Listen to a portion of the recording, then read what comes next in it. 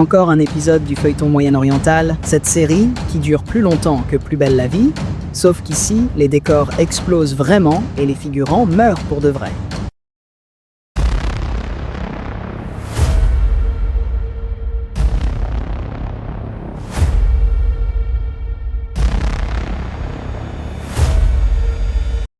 Aujourd'hui, la saison s'appelle Khan Younes, retour à l'envoyeur.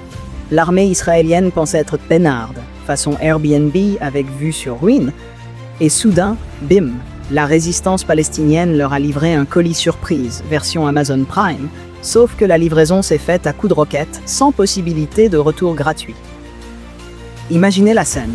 Les soldats israéliens se croyaient dans une colonie de vacances, chaises longues, gilets pare-balles en guise de matelas, quand soudain débarque la résistance en mode commando, paintball hardcore. Résultat, une bataille de rue plus chaotique qu'un concert de Jules sous gaz lacrymo. 7 soldats déclarés morts par Tsahal, mais selon la résistance, on serait plus proche d'une promotion spéciale. Un soldat tombé, 6 offerts. Les médias israéliens, eux, hésitent. D'habitude, ils disent incident sécuritaire difficile. Cette fois, ils ont lâché catastrophique.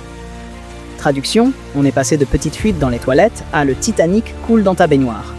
Et pendant que ça pète à Khan Younes, au Knesset, ça s'écharpe façon Loft Story sous stéroïdes. Netanyahou se fait insulter comme jamais. Menteur, sadique, méprisable. Bref, un avis TripAdvisor pas très flatteur pour Bibi. Le mec a tellement menti que Pinocchio lui a envoyé un SMS « Frère, tu me fais de l'ombre ». Et Ben Gvir, lui, se fait bloquer par des manifestants avec des photos d'otages sous le nez. Une scène digne d'une caméra cachée. Itamar, surprise! On a retrouvé tes responsabilités, elles étaient planquées dans ton coffre-fort à racisme. Mais au fond, rien de neuf. Israël est en crise interne depuis plus longtemps que Berlusconi a de procès. C'est la même rengaine. Fiasco militaire, colère populaire et dirigeants qui mentent avec l'aisance d'un vendeur de voitures d'occasion. La différence? Là, ça se passe en direct, avec plus de sang et moins de clim. Souvenez-vous, déjà en 2006 au Liban, déjà en 2014 à Gaza, déjà en 2023 après le 7 octobre. Toujours les mêmes ingrédients. Un carnage, un premier ministre qui dit tout va bien et une opposition qui crie on coule. Bref, une sitcom qui recycle ses gags, sauf qu'au lieu de rire, tout le monde enterre ses gosses. Alors, sommes-nous face au début de l'effondrement de l'armée israélienne à Khan Younes? Peut-être.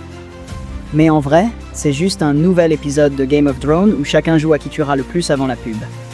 Et nous, spectateurs du monde, on regarde ça sur nos écrans plats à télécommande cassée, en se disant « Ouais, la saison est trop longue, mais on a signé pour Netflix, pas pour un génocide ».